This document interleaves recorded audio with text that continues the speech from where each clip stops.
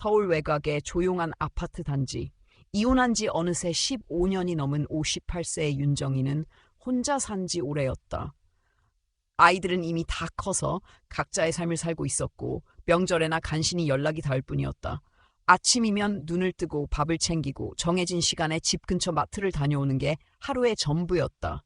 TV를 틀어놓고 채널을 이리저리 돌리며 시간을 흘려보내는 게 일상이었고 누군가와 얼굴을 마주할 일은 거의 없었다.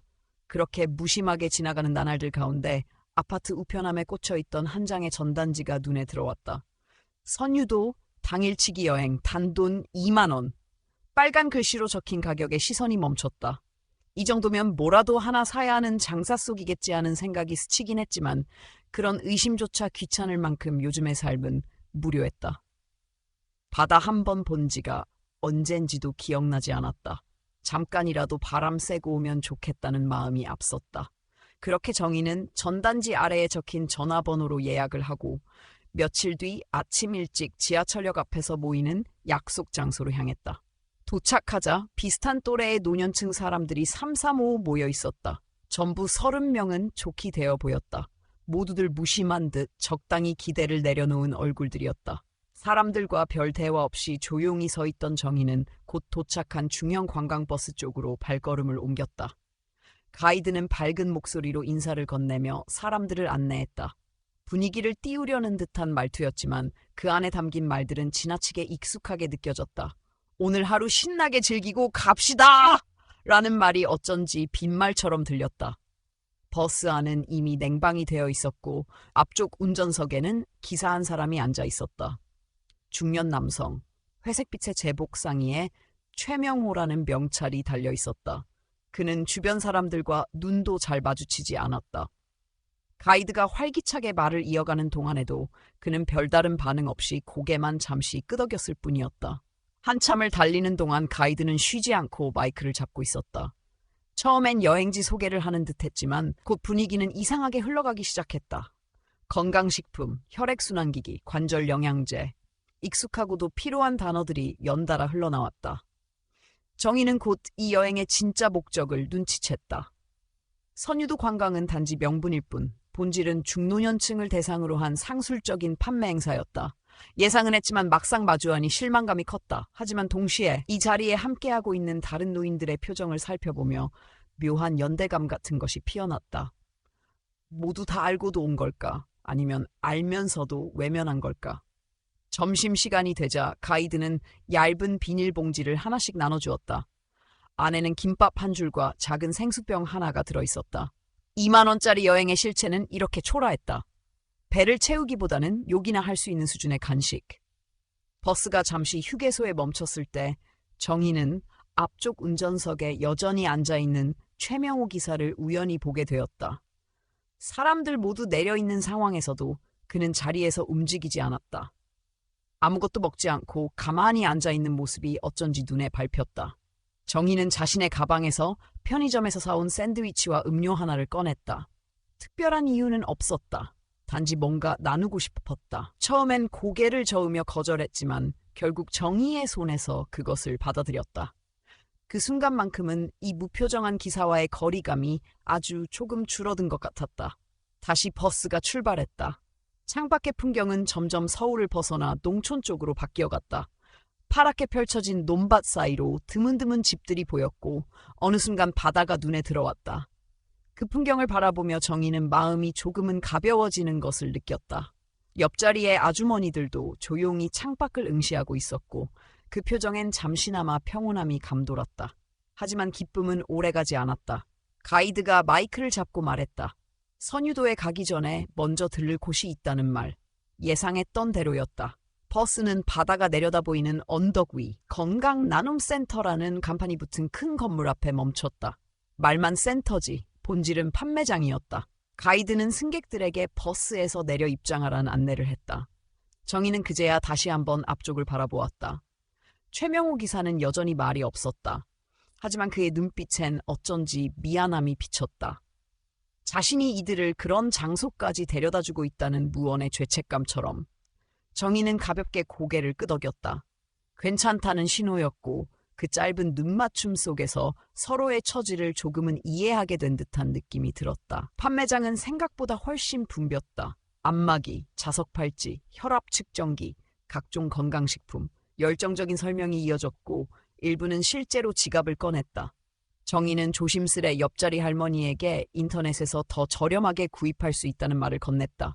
할머니는 한참을 망설이다가 지갑을 다시 닫았다. 그런 장면은 가이드의 눈에도 들어왔는지 정희를 향한 시선이 묘하게 차가워졌다. 하지만 신경 쓰지 않았다. 그 순간만큼은 단지 한 사람이라도 무리한 소비를 막을 수 있었기에 마음이 가벼웠다. 그리고 정희는 그날 처음으로 이 여행이 아주 무가치한 것만은 아니라는 생각을 하게 되었다. 판매장의 분위기는 차분했지만 공기에 묘한 긴장이 감돌았다. 아무도 소리내어 불만을 말하지 않았지만 각자의 눈빛엔 피로와 실망이 번져 있었다. 가이드는 한껏 힘을 준 목소리로 제품 설명을 이어갔고 마치 병원 상담이라도 받는 듯한 진지한 분위기에서 사람들은 조용히 의자에 앉아 설명을 들었다. 누군가는 자석팔찌를 손에 올려보았고 누군가는 무릎에 놓인 안마기의 작동 버튼을 눌러보았다. 그러나 대부분은 시계를 흘끔거리거나 창밖을 멍하니 바라보고 있었다. 내 옆자리에 앉은 할머니가 조심스럽게 지갑을 꺼냈다.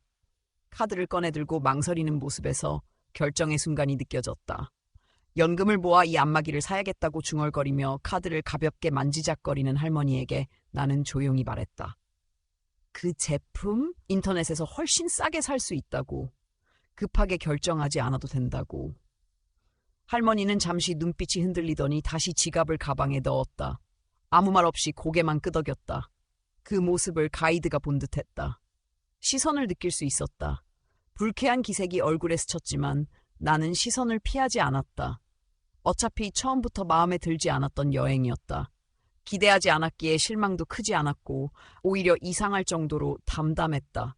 2시간이 넘는 시간이 그렇게 흘렀다. 앉아있는 것도 지루하고 아무런 구매 의사도 없는 상황에서 견디는 것 자체가 피로였다. 다행히 밖으로 나가도 좋다는 안내가 들려왔고 사람들은 조금씩 움직이기 시작했다. 문을 나서자마자 바깥 공기가 몸을 감쌌다. 바닷바람이 살짝 불어왔다. 그제야 정말 여행을 온 듯한 기분이 들기 시작했다. 버스 근처로 걸어가자 차상우 씨가 담배를 피우고 있었다. 여전히 표정은 무거웠지만 그 안에선 잠시 숨을 고르는 듯한 조용한 평화가 느껴졌다. 선유도는 진짜로 가는 거냐고 물었다. 그는 짧게 대답했다. 이제 바다로 간다고. 그 한마디에 어딘지 모르게 안심이 되었다. 나만 그런 것이 아니라 그도 이 여행에 대한 불편함을 느끼고 있었음을 확인하는 순간이었다. 버스는 곧 다시 출발했다. 판매장의 분위기에서 벗어난 사람들의 얼굴에는 조금씩 생기가 돌아오기 시작했다. 목적지를 향하는 길에서 창밖으로 드러나는 풍경은 점점 도시를 벗어나 자연으로 향하고 있었다. 도로 양옆에 나무들이 흔들렸고 길가의 상점들은 점차 드문드문해졌다. 그리고 어느 순간 바다가 눈앞에 펼쳐졌다. 선착장에 도착하자 사람들의 움직임이 한층 가벼워졌다. 가이드의 말투도 이전보다 밝아졌고 사람들의 목소리도 조금씩 살아났다. 작은 유람선에 올라탔고 배는 천천히 바다 위를 돌기 시작했다. 바닷바람이 시원하게 불어왔고 섬들이 하나둘 눈앞에 나타났다. 갈매기들이 배 주위를 맴돌며 날아다녔다. 누군가 던진 과자를 순식간에 낚아채는 모습을 보고 웃음소리가 여기저기서 퍼졌다. 그 순간만큼은 모두가 아이처럼 즐거워 보였다. 누구도 방금 전까지 있었던 판매장을 떠올리지 않았다. 단순한 바다 풍경과 갈매기의 움직임만으로도 사람들은 감정의 균형을 되찾아가고 있었다. 나 역시 마찬가지였다. 마음속 깊은 곳 어딘가가 조용히 풀어지는 느낌이었다. 그 어떤 명품이나 고급 식사보다도 이 단순한 시간과 풍경이 훨씬 더 값지게 느껴졌다. 유람선에서 내린 후 짧은 자유시간이 주어졌다. 사람들은 해변으로 향했고 나도 조용히 바닷가 쪽으로 걸었다. 자갈이 깔린 길을 따라 천천히 걸으며 바다를 바라보는 것만으로도 위로가 되었다. 뒤를 돌아보았을 때 차상우 씨가 저 멀리 혼자 서 있는 것이 보였다. 바다를 바라보는 그의 모습은 그저 조용했고 특별한 감정도 읽히지 않았다. 그러나 그 고요함 속에 묘한 외로움이 있었다. 나는 자연스럽게 그의 쪽으로 다가갔다. 말을 건넸다. 바다가 참 예쁘다고. 단순한 말이었지만 그렇게라도 무언가를 시작하고 싶었다. 그는 고개를 끄덕이며 동의했다. 오랜만에 보는 바다라서 더 그렇게 느껴진다고 했다. 매일 이런 곳에 오는데도 바다가 좋냐고 물었더니 실제로는 거의 보지 못한다고 했다. 대부분은 버스 안에서 기다린다고 했다. 그 이야기에 마음이 무거워졌다. 가까이 있지만 정작 누리지 못하는 것이 있다는 현실이 씁쓸했다. 나는 지금 실컷 보자고 말했다. 나도 오랜만에 바다를 보는 거라고. 그는 미소를 보이며 다시 고개를 끄덕였다. 두 사람은 그렇게 말없이 같은 방향을 바라보았다. 어색하지 않은 침묵이었다. 함께 바라보는 바다, 그 안에 흐르는 감정이 충분히 모든 것을 대신하고 있었다. 바다는 마음을 넓게 만들어준다고 했다. 그는 생각에 잠긴 듯 조용히 끄덕였다. 힘들 때 사람들이 바다를 찾는 이유가 어쩌면 그 때문일지도 모른다. 그렇게 10분쯤을 함께 서 있다가 가이드의 목소리가 들려왔다. 다시 버스로 돌아가야 할 시간이었다. 나는 돌아서기 전 조용히 한 번 더 바다를 바라보았다. 처음엔 그저 김밥 한 줄을 먹고 돌아올 심산이었던 여행이 어느새 내 마음 어딘가를 흔들고 있었다. 그리고 그 마음 속에는 조금 전까지 낯설었던 이름 차상우가 조용히 자리 잡기 시작했다. 서울로 돌아가는 길은 생각보다 조용했다. 바다를 본 뒤로 모두의 감정이 어느 정도 정리된 듯 보였고 판매장에서 느꼈던 불쾌함도 점차 사라지고 있었다. 버스 안은 잔잔한 음악이 흐를 뿐 대부분의 승객들은 말을 아꼈다. 어떤 이들은 지쳐 눈을 감았고 어떤 이들은 그냥 창밖을 멍하니 바라보며 하루를 정리하는 중이었다. 나 역시 아무 말 없이 가방을 정리하다가 유람선에서 갈매기에게 주려고 샀던 과자 봉지를 발견했다. 다 주지 못해 남은 것이었다. 그 순간 문득 운전석 쪽이 떠올랐다. 조용히 자리에서 일어나 조심스레 앞쪽으로 걸어갔다. 차상우 씨는 집중해서 운전 중이었고 내가 다가온 걸 알아채지 못했다. 나는 과자를 조심스럽게 대시보드 위에 올려두었다. 갈매기에게 주려고 산 건데 남았다고 나중에 드시라고 짧게 말을 남겼다. 그는 잠시 나를 바라보다가 괜찮다고 했지만 거절보다는 조심스러운 반응에 가까웠다. 나는 더 말하지 않고 자리로 돌아가려던 순간 그의 조용한 목소리가 들렸다. 이런 여행 실망하셨냐고 물었다. 뜻밖의 질문이었다. 그의 얼굴에는 진심 어린 미안함이 담겨 있었다. 나는 고개를 끄덕이지도 않았고 부정하지도 않았다. 2만 원짜리 여행이면 이 정도면 충분하다고, 바다도 봤으니 괜찮다고 조용히 말했다. 그는 이어서 말했다. 자신도 이런 여행이 마음에 들지는 않는다고. 처음엔 그냥 운전만 하면 되는 줄 알았는데 어르신들이 실망하는 모습을 보면 마음이 편치 않다고 했다. 그의 말은 진심이었다. 상업적인 여행 구조 안에서 그 역시 하나의 톱니바퀴처럼 움직이는 존재일 뿐이었지만 스스로도 그 구조에 완전히 익숙해진 건 아니었다. 나는 그가 굳이 나에게 그런 이야기를 꺼냈다는 것이 놀라웠다. 보통의 상황이었다면 하지 않았을 말일 것이다. 하지만 그날에는 달랐다. 아마도 짧은 동행 속에서 느껴진 무언가가 그의 말을 이끌어냈을 것이다. 나도 조심스럽게 말을 꺼냈다. 누구의 잘못이라기보다는 구조 자체가 그런 거라고. 그런 상품을 만든 회사의 책임이지 운전하는 그에게 책임을 묻는 건 가혹하다고. 하지만 그는 고개를 끄덕이며 말했다. 자기가 운전을 하지 않으면 그런 여행이 성립되지 않는다는 점에서 스스로로도 책임감을 느낀다고. 그의 태도는 무겁고 진지했다. 나는 그가 그저 생계를 위해 묵묵히 운전하는 사람이라고만 생각했는데 그렇게 자신의 역할에 대해 고민하고 있다는 사실이 낯설고도 인상 깊었다. 그는 한참 동안 도로에 집중하더니 다시 조용히 말했다.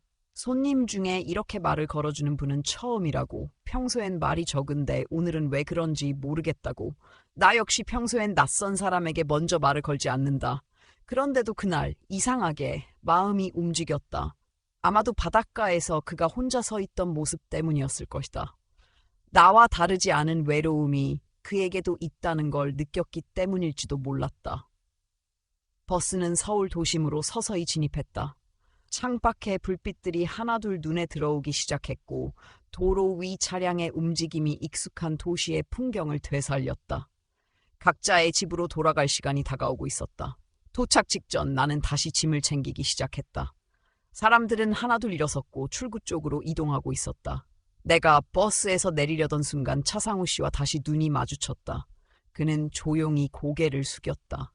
나는 작게 웃으며 고개를 끄덕였다. 가이드는 형식적인 멘트로 여행이 즐거우셨냐고 물었지만 대부분의 승객들은 인사를 건넬 여유도 없이 서둘러 자리를 떴다. 나 역시 곧 버스에서 내렸다.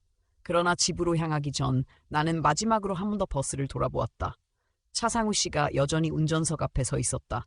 이번에는 그가 손을 살짝 들어 인사했다. 나는 조용히 고개를 끄덕였다. 낯선 도시의 밤, 조용한 거리 속에서 그 작은 인사가 오래도록 마음에 남았다. 지하철을 타고 집으로 돌아가는 길, 나는 오늘 하루를 곱씹었다. 2만 원짜리 여행, 바다도 보고 건강식품 판매도 겪고 유람선도 탔지만 무엇보다도 낯선 한 사람과 나눈 짧은 대화가 가장 오래도록 기억에 남을 것 같았다. 그리고 그 대화가 지금 내 마음속 어디엔가 계속 여운을 남기고 있었다. 그날 이후 일상은 다시 조용히 제자리로 돌아왔다. 이른 아침 혼자 차리는 간단한 아침 식사, TV에서 반복되는 뉴스, 점심 무렵 가볍게 산책하는 동네 골목, 모두 익숙하고 아무 감흥도 없는 풍경들이었다. 하지만 이상하게도 선유도에서 돌아온 날 이후로는 하루에 몇 번씩 그날의 기억이 떠올랐다. 창밖을 보다 보면 유람선 위에서 날던 갈매기들의 모습이 떠오르고 조용히 담배를 피우던 차상우 씨의 모습이 함께 겹쳐졌다. 그런 생각이 드는 나 자신이 조금 낯설기도 했다. 단 하루 만난 사람인데 왜 자꾸 떠오르는 걸까? 토요일 오후 집 근처 대형마트에 장을 보러 갔다. 필요한 물건들을 카트에 담고 계산대 쪽으로 향하던 중 우연히 눈이 마주친 사람이 있었다. 차상우 씨였다. 나를 알아본 듯 살짝 놀란 표정이었고 나 역시 그가 여기에 있다는 사실이 믿기지 않았다. 그는 먼저 인사를 건넸고 나는 조심스럽게 그의 이름을 되뇌었다. 그는 나를 선유도 여행에서 봤던 승객으로 기억하고 있었고 내 이름까지 정확히 말했다. 아마도 승객 명단을 봤던 모양이었다. 우리는 잠시 서서 대화를 나누었다. 그는 바로 근처의 연립주택에 산다고 했다. 같은 동네에 살고 있다는 사실이 어딘가 모르게 신기했다. 서울이라는 도시에서 이렇게 우연히 다시 마주치는 것이 흔치 않은 일이었기 때문이다. 나는 그에게 조심스럽게 물었다. 혼자 사시냐고. 그는 고개를 끄덕였고 내 질문이 낯설지 않다는 듯 자연스럽게 받아들였다. 나도 혼자 살고 있다고 말했다. 대화는 생각보다 길어졌고 계산을 마친 후에도 우리는 마트 입구 앞에서 계속 이야기를 나누었다. 그는 버스 기사를 한 지 15년쯤 되었다고 했다. 원래는 중견기업에 다녔지만 구조조정으로 직장을 잃고 새로운 일을 찾다가 지금의 일을 하게 되었다고 했다. 일이 힘들지는 않느냐는 나의 질문에 그는 대답했다. 체력적으로는 견딜만하지만 가끔 마음이 힘들다고. 특히 그런 판매 여행을 할 때면 더 그렇다고 했다. 나는 그의 말에 고개를 끄덕였다. 세상엔 각자의 위치에서 최선을 다하지만 마음이 편치 않은 일도 해야만 하는 사람들이 많다. 그는 그런 사람 중 하나였다. 문득 나도 모르게 물었다. 혹시 시간 되시면 커피라도 한잔할 수 있을까요? 평소에 나였다면 절대 하지 않았을 말이었다. 그러나 이미 말은 입 밖으로 나왔고 후회할 틈도 없이 그는 고개를 끄덕이며 웃었다.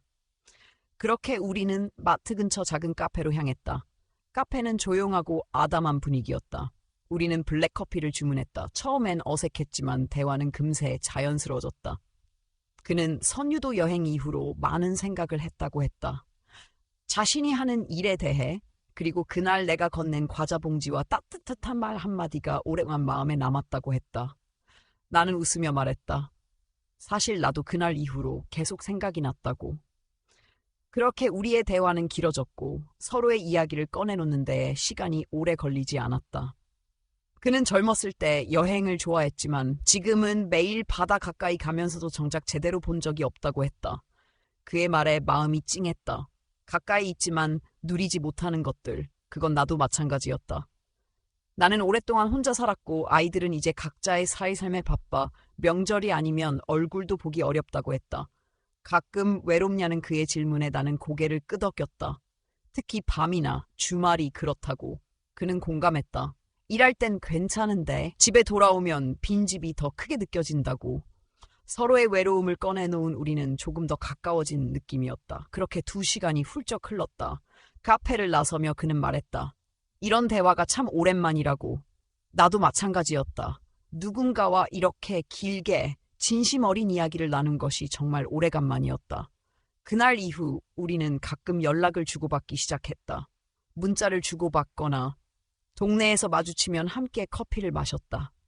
특별한 약속을 하지 않아도 어딘가에서 우연히 마주치는 것만으로도 작은 위안이 되었다. 어느 토요일 오후 그는 말했다. 이번 주말에 한강공원에 벚꽃이 예쁘게 폈다던데 같이 산책하자고. 나는 망설임 없이 동의했다. 봄날의 벚꽃 구경은 언제나 기분 좋은 일이니까. 그렇게 우리는 또 하나의 약속을 정했다. 일상의 반복 속에서 작고 따뜻한 변화들이 조용히 스며들고 있었다. 그리고 나는 알 수 있었다. 이 모든 시작이 단지 2만 원짜리 여행 한 장의 전단지에서 비롯되었다는 것을. 벚꽃이 만개한 그 주말, 한강공원은 이미 많은 사람들로 붐비고 있었다. 연한 분홍빛과 흰색의 꽃잎들이 바람을 타고 흩날렸고 잔잔한 강물 너머로 흐르는 풍경은 평화로웠다. 나는 평소보다 조금 더 신경 써서 옷을 골랐다. 너무 꾸미진 않았지만 단정하고 예쁘게 보이고 싶었다. 약속 시간보다 조금 일찍 도착해 주변을 둘러보며 그를 기다렸다. 멀리서 걸어오는 차상우 씨의 모습이 보였다. 평소보다 정돈된 차림이었다. 깔끔한 셔츠와 다려진 바지 그리고 낯설지 않은 표정. 우리는 별다른 인사 없이 나란히 걸음을 옮겼다. 특별한 대화는 없었지만 걷는 것만으로도 충분히 편안했다. 날씨와 동네 이야기, 요즘 본 TV 프로그램 같은 가벼운 이야기들이 자연스럽게 이어졌다. 무겁지 않고 억지스럽지도 않았다. 한참을 걷다 공원 벤치에 잠시 앉았다. 강물은 햇살에 반짝이며 흘렀고 벚꽃잎은 머리 위로 천천히 떨어졌다. 그는 조용히 말했다. 매년 벚꽃은 피지만 볼 때마다 새롭다고. 나는 고개를 끄덕였다. 자연은 늘 같은 듯 보이지만 그 안에서 매번 다른 감동을 주는 것 같다고. 그의 말에 담긴 감성이 낯설지 않았다. 우리는 한참을 그렇게 앉아 있었다. 그는 선유도에서 바다를 보았던 이야기를 꺼냈다. 그날이 처음은 아니었지만 이상하게 마음이 편안했다고 했다. 나 역시 같은 마음이었다. 선유도 여행은 본래 목적과는 다르게 흘러갔지만 그 여행이 없었다면 오늘의 벚꽃 아래 이 자리에 함께 있지도 않았을 것이다. 나는 조심스럽게 말했다. 그날 아니었으면 우리는 여전히 같은 동네에 살면서도 서로를 모른 채 스쳐 지나가는 사이였을 거라고. 그는 고개를 끄덕이며 말했다. 맞다고. 인연이란 그런 것 같다고. 조용한 침묵이 흘렀다. 어색하지 않은 고요함이었다. 벚꽃잎이 우리 주위를 부드럽게 감싸고 강물 소리가 그 사이를 채웠다. 그는 문득 말했다. 이런 풍경은 무료라서 더 좋은 것 같다고. 나는 웃으며 동의했다. 그래서 오늘은 돈이 하나도 아깝지 않다고. 2만 원짜리 여행보다 훨씬 값진 시간이 지금 이곳에 있다고 느껴졌다. 우리는 공원을 따라 조금 더 걸었다. 근처 포장마차에서 어묵과 떡볶이를 사 먹었다. 특별한 음식은 아니었지만 함께 먹는 그 순간은 일상의 지루함을 달래기에 충분했다. 해가 지기 시작하자 한강변에는 조명이 켜지기 시작했다. 밤의 한강은 낮과는 또 다른 느낌이었다. 고요하지만 따뜻했고 멀리서 들리는 웃음소리도 정겹게 들렸다. 그는 말했다. 시간이 이렇게 빨리 갈 줄 몰랐다고. 저녁은 먹었냐는 질문에 나는 고개를 저었다. 어묵과 떡볶이를 먹긴 했지만 제대로 된 식사는 아니었기에 괜찮다고 대답했다. 그는 근처에 자신이 자주 가는 작은 식당이 있다며 함께 가자고 했다. 나는 망설임 없이 수락했다. 조금 더 함께 있고 싶은 마음이 컸기 때문이었다. 식당은 생각보다 작고 아담했다. 오래된 외관이었지만 내부는 따뜻한 분위기였다. 우리는 된장찌개와 반찬 몇 가지를 주문했다. 그는 말했다. 혼자 살다 보니 집에서 요리하는 것보다는 이렇게 식당에서 해결하는 게 더 편하다고. 나도 고개를 끄덕이며 공감했다. 혼자 밥을 차리는 일이란 생각보다 쉽지 않았다. 특히 그 식사가 나 하나를 위한 것일 때는 더 그랬다. 식사를 하며 우리는 더 많은 이야기를 나누었다. 그가 젊었을 때 갔던 여행 이야기, 좋아하는 음식, 주말마다 듣는 라디오 프로그램, 모두 평범하지만 그 속에서 그가 얼마나 성실하게 살아왔는지 느껴졌다. 나도 내 이야기를 꺼냈다.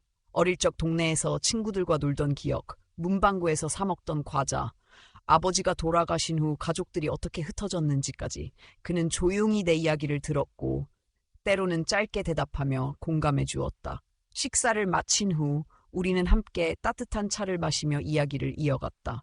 그는 문득 말했다. 이런 시간이 참 좋다고. 나도 그렇다고 말했다. 오랜만에 누군가와 이렇게 편하게 식사하고 이야기하는 게 그리웠다고. 혼자 있는 시간이 익숙해질수록 이런 따뜻한 순간들이 더욱 간절해진다는 걸 우리 둘 다 알고 있었다. 그날 이후 우리는 조금 더 자주 만나게 되었다. 주말마다 공원을 산책하거나 동네 식당에서 함께 식사를 했다. 가끔은 영화도 보러 갔다. 특별한 데이트보다는 일상을 함께 나누는 친구 같은 사이였다. 누군가에게는 평범한 하루일지 몰라도 우리에게는 소중한 하루였다. 아무도 바라보지 않던 작은 행복들이 그와 함께하는 시간 속에서 피어났다. 어느 날 차상우 씨가 조심스럽게 제안했다. 이번 주말에 시간이 괜찮다면 자신이 직접 요리를 해보고 싶다고. 순간 놀라지 않을 수 없었다. 그가 요리를 한다는 사실도 의외였고 스스로 도전해보겠다는 말도 신선하게 들렸다. 그는 요리엔 서툴지만 요즘 유튜브를 보며 하나둘 배워보고 있다고 했다. 나는 웃으며 말했다. 나도 요리에 자신 있는 편은 아니지만 함께하면 충분히 괜찮을 거라고. 그렇게 우리는 토요일 오후에 그의 집에서 만나기로 했다. 그의 집은 오래된 연립주택이었지만 예상보다 훨씬 깔끔했다. 정리정돈이 잘 되어 있었고 자취의 흔적보다는 누군가가 일상을 소중히 가꾸며 살아간다는 느낌이 묻어났다. 그는 말했다. 혼자 살다 보면 어질러진 집은 마음까지 복잡하게 만든다고. 그래서 늘 정리하려고 노력한다고. 그 말에 나도 공감했다. 혼자 있을수록 스스로를 챙기는 일은 필수가 아닌 생존이라는 걸 나도 알고 있었기에 부엌엔 이미 재료들이 준비되어 있었다. 메뉴는 김치볶음밥과 된장찌개였다. 특별할 것 없는 조합이었지만 둘이 함께 요리하기에 더할 나위 없이 적당한 메뉴였다. 그는 며칠 전 동네 아주머니에게 김장하는 법을 배워 김치를 직접 담가봤다고 했다. 나는 놀라면서도 반가웠다. 그런 시도 자체가 누군가의 삶을 얼마나 풍요롭게 만드는지 잘 알고 있었기 때문이다. 요리는 천천히 진행됐다. 그는 김치 볶음밥을 만들고 나는 된장찌개를 끓였다. 작은 부엌에서 부딪히며 웃는 순간들이 이어졌다. 처음엔 어색할까 걱정했지만 어느새 우리는 자연스럽게 호흡을 맞추고 있었다. 요리가 완성되고 식탁에 앉았을 때 예상보다 훨씬 맛있는 음식들이 우리 앞에 놓여 있었다. 김치볶음밥은 적당히 매콤했고 된장찌개는 구수하면서도 깊은 맛이 났다. 그는 웃으며 말했다. 유튜브를 따라 하다 보니 생각보다 잘 되더라고. 나는 말했다. 첫 도전치고는 정말 대단하다고. 그렇게 식사를 하면서 우리는 어린 시절 이야기를 꺼냈다. 그는 강원도 작은 마을에서 자랐다고 했다. 계곡이 있고 논이 펼쳐진 동네에서 여름이면 물놀이하고 겨울이면 연을 날리며 놀았다고. 그의 이야기엔 그 시절의 냄새와 소리가 함께 묻어났다. 나는 서울 변두리에서 자랐다. 골목에서 친구들과 고무줄 놀이를 하던 기억, 방과 후 문방구에 들러 1,000원짜리 과자를 고르던 순간들이 아직도 생생했다. 그 시절은 단순했고 하루하루가 특별하지 않아도 괜찮았다. 그는 말했다. 어릴 땐 어른이 되면 자유로울 줄 알았다고. 하지만 막상 어른이 되어보니 걱정은 더 많아지고 책임은 무거워졌다고. 나도 고개를 끄덕이며 말했다. 그래도 지금은 나쁘지 않다고. 좋은 사람과 함께 식사할 수 있는 이 순간이 있으니까. 식사를 마친 후 우리는 베란다에 나가 차를 마셨다. 하늘은 점점 붉어졌고 하루가 저물어 가고 있었다. 그는 말했다. 이렇게 함께 있는 시간이 소중하다고. 나도 마음 깊이 느끼고 있었다. 그 어떤 화려한 외출보다 이런 조용한 저녁이 더 따뜻하고 위로가 되었다. 그는 조심스럽게 입을 열었다. 선자씨, 우리 이제 이런 짧은 만남 말고 진짜 여행을 한번 가보면 어떨까요? 나는 잠시 놀랐지만 금세 미소가 지어졌다. 물론이라고 대답했다. 이번엔 2만 원짜리 말고 우리가 선택한 진짜 여행으로. 그는 말했다. 강원도 동해는 어떤지. 자신의 고향 근처인데 바다도 예쁘고 맛있는 것도 많다고. 나는 고개를 끄덕였다. 강원도라면 오랜만의 여행지로 딱 좋다고 생각했다. 그리 멀지도 않고 바다를 볼 수 있다면 충분했다. 우리는 다음 주말로 일정을 잡았다. 그는 금요일에 휴가를 내보겠다고 했고 나는 주말 일정을 비워두겠다고 약속했다. 그날 밤 집으로 돌아가는 길 마음이 이상하게 설레었다. 단순한 여행이었지만 누군가와 함께 떠난다는 사실 하나만으로도 삶이 달라 보였다. 지금껏 혼자였던 시간들 속에서 누군가의 존재는 생각보다 더 큰 의미로 다가왔다. 그 주 우리는 서로 자주 연락하며 여행 준비를 했다. 맛집을 검색하고 숙소를 알아보고 예상 날씨를 확인했다. 그렇게 소소한 것들을 함께 준비하며 우리는 조금씩 더 가까워졌다.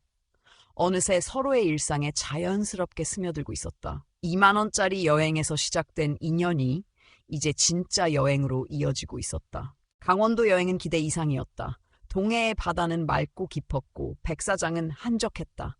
우리는 함께 바닷가를 걸었고 시장에 들러 회를 먹고 조용한 카페에서 바다를 바라보며 시간을 보냈다.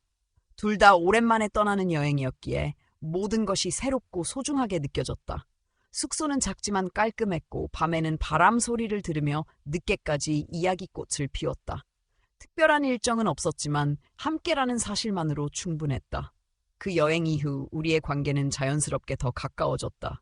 이제는 거의 매일 연락을 주고받았고 주말마다 만나는 것이 당연해졌다. 가끔은 평일 저녁에도 함께 식사를 했다.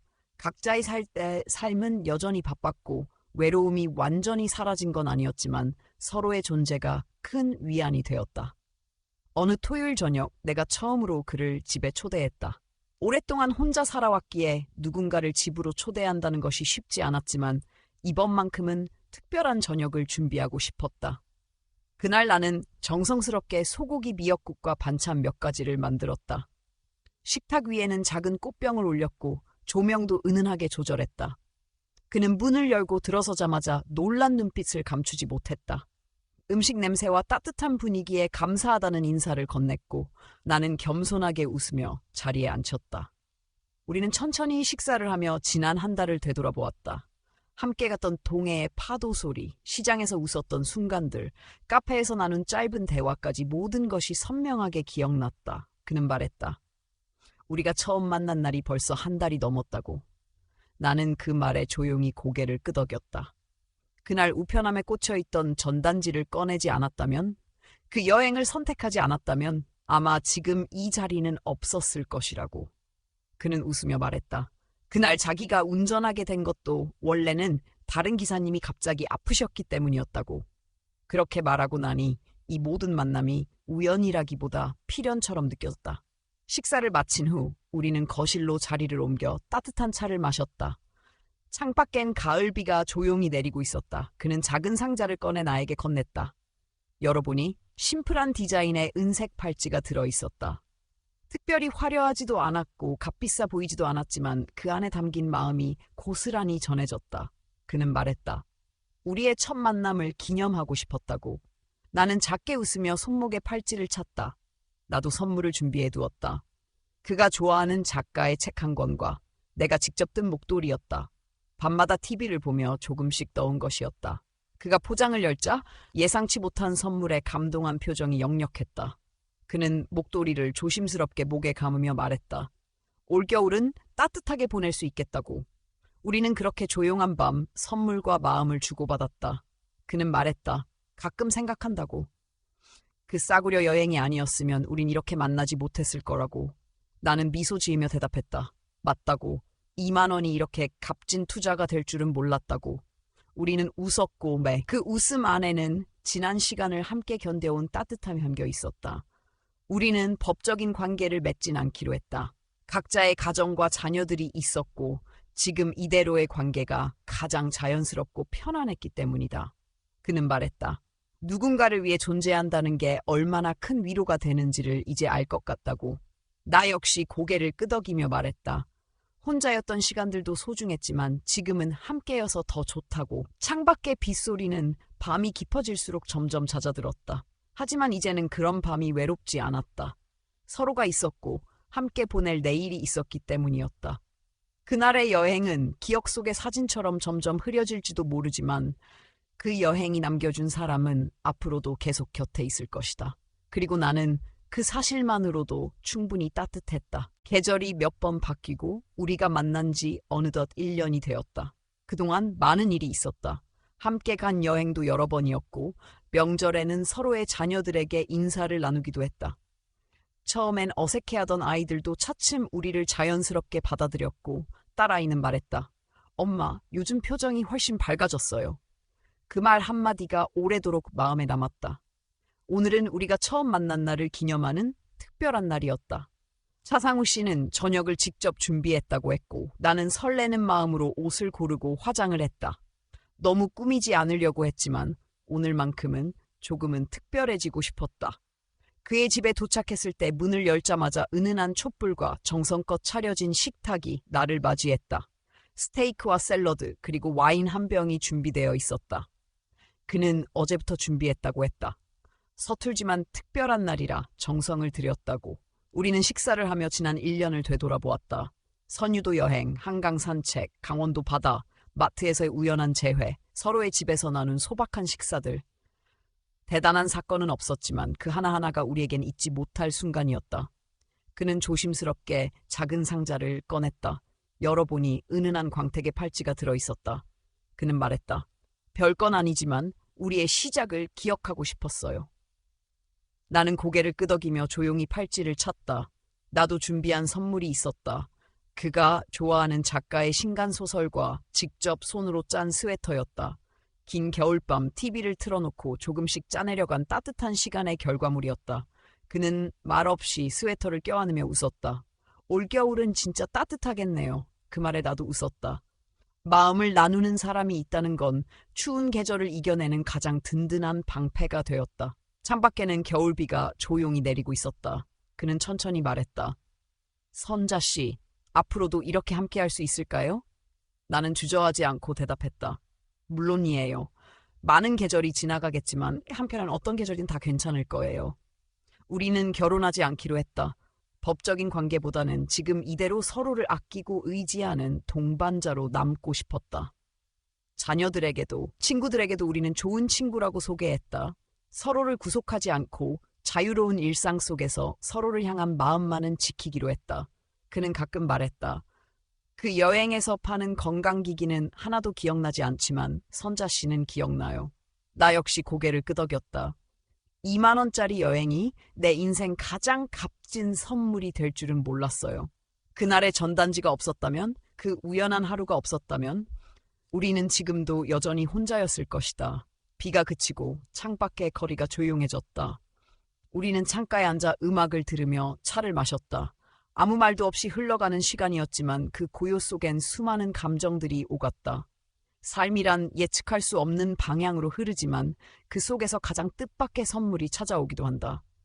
때로는 아주 작은 선택 하나가 인생 전체의 흐름을 바꾸기도 한다. 이제 나의 일상엔 기다림과 설렘이 있다. 매일 아침 눈을 뜰 이유가 생겼고 평범한 날들도 특별하게 느껴진다. 누구나 외로운 순간이 있다. 그러나 그 외로움 속에도 마음을 열면 들어올 수 있는 사람이 있다.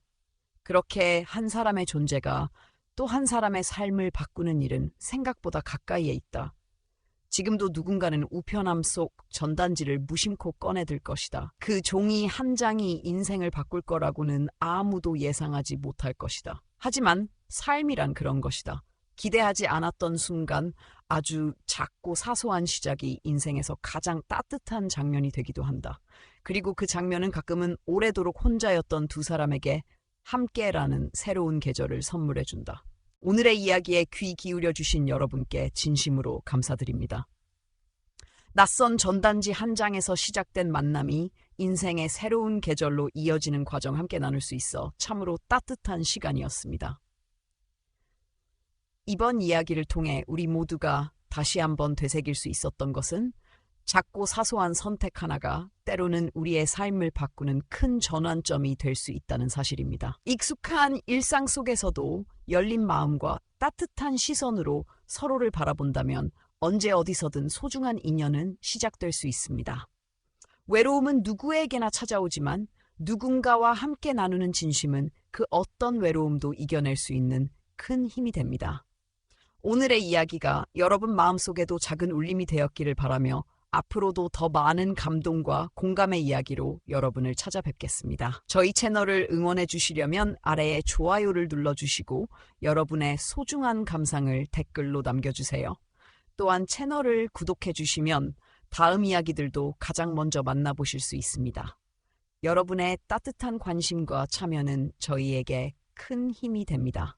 다시 한번 진심으로 감사드리며 늘 건강하고 따뜻한 하루 보내시길 바랍니다.